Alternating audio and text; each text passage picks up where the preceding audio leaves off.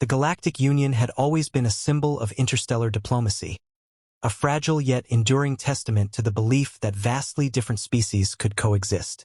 For humanity, joining this alliance was more than a milestone. It was a chance to solidify its place among the stars. Ambassador Lena Marquez, a seasoned diplomat known for her poise and unwavering dedication, had been chosen to represent Earth at the Union's Grand Summit on Erythos Prime. Her speech was meant to inspire. She stood before a gathering of alien dignitaries, her voice calm yet commanding as she spoke of unity, shared prosperity, and humanity's commitment to peace. The atmosphere in the hall was tense but hopeful, with even the most skeptical factions unable to ignore the sincerity in her words. Humanity, despite its youth among the stars, was proving itself capable of greatness. Then came the shot. A single, deafening crack of sound cut through the chamber, followed by a stunned silence. Marquez staggered, her expression one of shock and pain as she collapsed to the floor. Gasps rippled through the crowd, and panic erupted. Security personnel scrambled to contain the chaos, but it was too late. The sight of humanity's representative bleeding out on the pristine white floors of the Union's most sacred hall was an image that would haunt the galaxy. The assassin, a lone figure cloaked in shadows, melted into the confusion, vanishing as swiftly as they had appeared. Alien delegates accused each other of complicity, old grudges flaring up amidst the turmoil. But for humanity, there was no ambiguity. This wasn't just an act of violence. It was an act of war. Earth's reaction was swift and visceral. News of the assassination spread like wildfire, igniting outrage across the planet. Protesters filled the streets, demanding answers, justice, and retribution. The Global Council convened an emergency session, their faces grim as they reviewed the footage. Every frame confirmed the same grim reality. Ambassador Marquez had been deliberately targeted. Initial investigations by Earth's intelligence agencies uncovered troubling inconsistencies. The weapon used was of alien design, but no faction claimed responsibility. However, intercepted communications hinted at the involvement of a rogue faction within the Union, an extremist group that viewed humanity's inclusion as a threat to their dominance. When Earth formally demanded the Union turn over the assassin and assist in uncovering the conspiracy, their plea was met with bureaucratic stonewalling. Union representatives denied any knowledge of the attack, framing it as a tragic incident and urging Earth to remain calm. But calm was no longer an option. Humanity's trust in the Galactic Union shattered. The betrayal cut deep, and the refusal to bring the culprit to justice was an insult Earth could not tolerate. What had once been a hopeful chapter in interstellar diplomacy now felt like a prelude to something far darker. Behind closed doors, Earth's leaders prepared for the unthinkable. They drafted a statement of war, knowing full well the cost of such a declaration. But they also knew they had no choice. The galaxy had shown its true colors. Humanity would answer in kind. In the aftermath of the assassination, Earth's resolve was put to the test. As the news of Ambassador Marquez's death spread, the planet united in a way it never had before. Political divisions that had once torn humanity apart, national borders, ideologies, and economic disputes were set aside. The Global Defense Network, GDN, was formed in a matter of hours, a coalition of every major power on Earth, all vowing to stand together against the threat from the stars. The message was clear. Humanity would not be cowed, and they would exact justice. The announcement of war was made with cold efficiency. The Global Council addressed the planet, outlining their demands. The Union must surrender the assassin and offer reparations for the loss of Earth's ambassador. When the Union rejected these demands, Earth's leaders did not hesitate. They declared a full-scale war. The stakes were too high to back down. In the span of days, Earth had transitioned from a hopeful diplomatic player to an aggressor with an iron will. The mobilization was nothing short of extraordinary. Earth's military forces, once spread thin across the globe, consolidated their resources, shifting focus towards space-based defense and offensive operations. Commanders from every nation worked in tandem, pooling their knowledge and technology. What had once been a series of isolated military forces were now a singular, unified force, driven by a shared purpose. The goal was clear, not just to defend humanity, but to prove its place in the galaxy. Scientists and engineers were called upon to accelerate the development of new technologies, and they responded with unprecedented speed. Within weeks, humanity's arsenal was transformed. Railguns that could launch projectiles at near light speed, drones capable of infiltrating and sabotaging enemy fleets, and AI systems that could predict alien movements with terrifying accuracy were rapidly integrated into Earth's military strategies.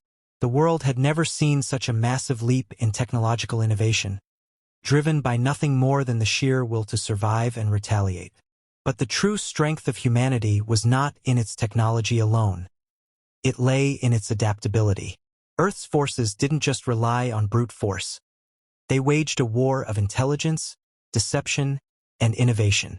When humanity identified vulnerabilities in the Union's communication network, they launched a series of targeted cyberstrikes, crippling the aliens' ability to coordinate their forces. While the Union assumed Earth would rely on conventional warfare, humanity's intelligence agencies outsmarted them at every turn. The human spirit was tested on every front. Civilian factories worked day and night, churning out weapons, armor, and ships for the war effort.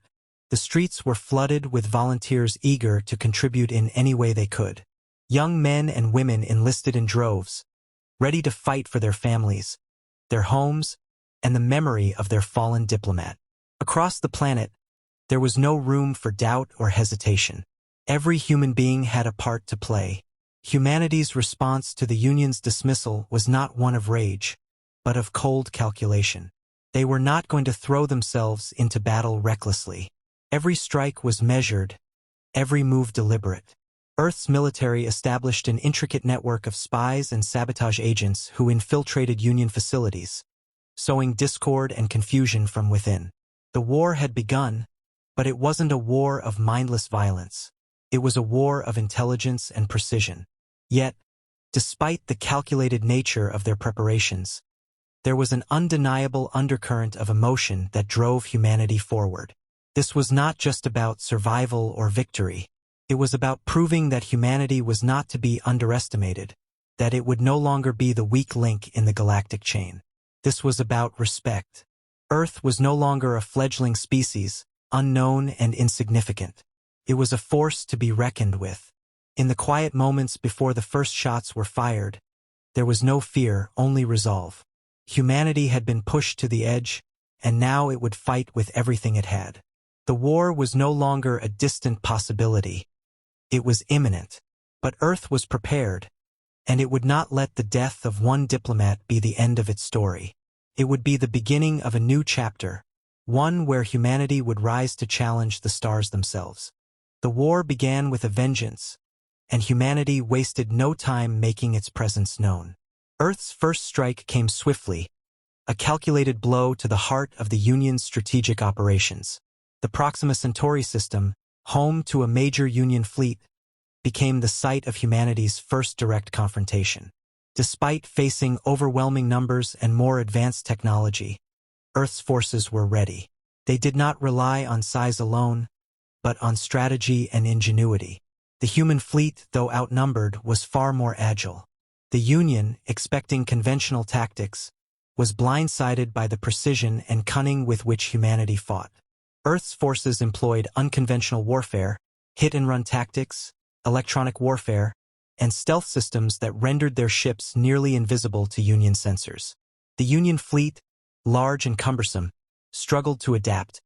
Their formations scattered as human ships darted in and out of attack range with deadly efficiency. As the battle raged, Earth's military proved they had learned from every past conflict. They had studied the art of war through history, adapting and evolving every lesson. Humanity's soldiers fought not just for survival, but with a collective memory of the horrors that had shaped their civilization. The Proxima battle was a testament to the human spirit, a demonstration that size and strength were not the sole determinants of victory. Though losses were inevitable, each one was met with determination. The destruction of a key human warship, the Avenger, sent shockwaves through the fleet, but it did not break their morale.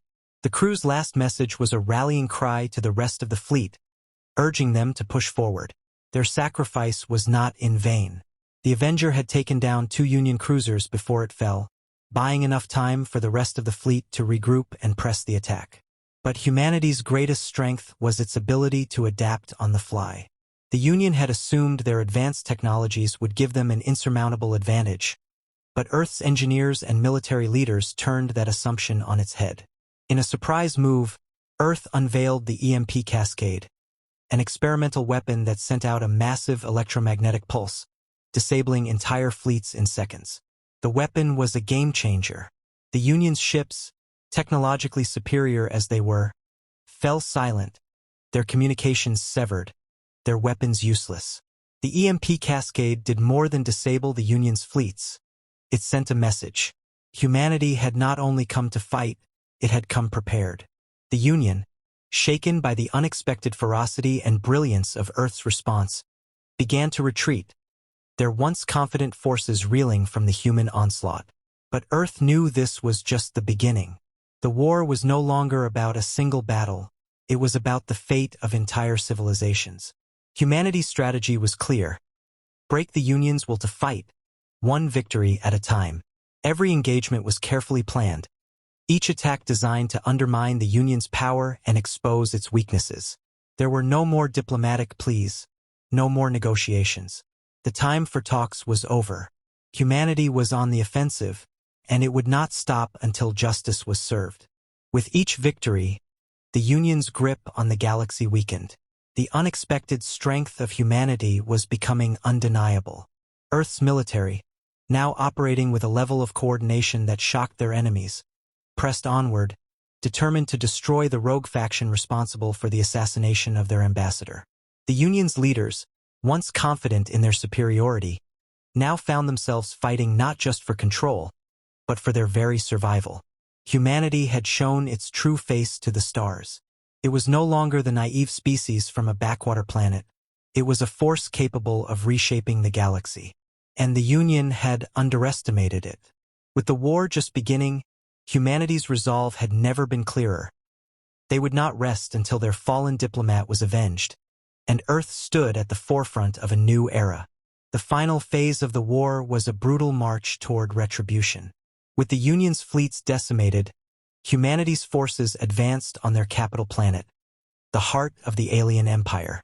Earth's military had become a juggernaut, coordinated, relentless, and fueled by the memories of their fallen ambassador. There was no mercy in their eyes, no hesitation in their strikes. The rogue faction responsible for Ambassador Marquez's death was within reach, and humanity would not rest until it had its justice. The assault on the Union capital was a calculated masterpiece of warfare. Earth's forces, battle-hardened and unified, penetrated deep into enemy territory, cutting through the Union's defenses with surgical precision. The Union's remaining resistance was disjointed and disorganized, unable to mount a cohesive defense. Earth had already shattered their will to fight. Now it was about finishing what had been started. Each strategic position was methodically dismantled, each Union stronghold systematically neutralized. There was no room for negotiation or compromise. This was a war of finality. The Union's leadership, desperate to salvage what was left of their crumbling empire, attempted to make one last stand. The rogue faction's leaders had gone into hiding, hoping to escape the inevitable reckoning. But humanity was not merciful. They tracked them down with relentless efficiency, and in a final act of vengeance, the leaders of the rogue faction were captured and brought to trial. Earth demanded accountability, and no alien power would stand in the way of that demand. The trial was swift but fair, a demonstration of humanity's moral high ground even in the heat of war. Despite the brutality of the conflict, humanity adhered to its principles of justice, ensuring that those responsible for the assassination would face the consequences of their actions. As the war drew to a close, the remnants of the Union were left to pick up the pieces. The alliance, once seen as a symbol of peace and cooperation, was now in ruins. The internal strife that had plagued the Union for years had finally torn it apart. Earth had become the new dominant force in the galaxy, a testament to the strength and resolve of a species that had been underestimated at every turn. The political landscape of the galaxy had been forever altered, and humanity stood as both a victor and a warning to any who would seek to undermine its power. The aftermath of the war was not just a time for celebration. It was a time for reflection. Humanity had proven itself capable of facing overwhelming odds and emerging victorious, but at a cost. Countless lives had been lost, and the scars of the war would remain for generations. Yet, through it all, humanity had remained true to its core values: resilience, ingenuity, and the unbreakable bond between its people. The war had solidified their place in the galaxy, but it had also reminded them of the price of conflict. In the years that followed, Earth would take its place as a central player in intergalactic politics. While some alien species viewed humanity with fear, others began to recognize the strength that lay in the human spirit. Alliances were forged, and Earth's influence spread far beyond its own solar system. But the victory was bittersweet. Humanity had won, but the cost of that victory had been high. The memory of the fallen would never be forgotten, and the legacy of the war would shape the future of every human being who looked to the stars. The galaxy, once divided, now had a new power at its center. Humanity had claimed its rightful place among the stars, not through diplomacy or appeasement, but through sheer will and determination. The death of Ambassador Marquez had been the spark that ignited the flames of war, but it had also been the catalyst for a new era. The Union was gone, and in its place stood Earth, a testament to the strength of a species that refused to be silenced, no matter the odds. The war was over, but humanity's story had only just begun.